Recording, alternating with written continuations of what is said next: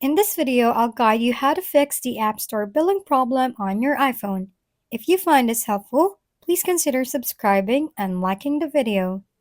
There are two different things you can try doing. First, try changing your payment method. First, open up your settings and click on your name at the top to access your Apple ID settings. Then click on Payment and Shipping. After that, click on Add Payment Method to add a new one. Once you've added a new payment method, you can delete the old one if needed. If you can change your payment method, here's an alternative thing to do. First, open up the App Store, then click on your profile icon in the top right corner. Next, select Redeem Gift Card. Purchase a gift card and enter the code.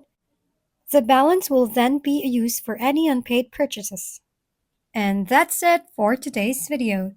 This has been your go-to channel for gaming content, Gaming Family. Don't forget to like, subscribe, and leave your comments below. See you on the next videos.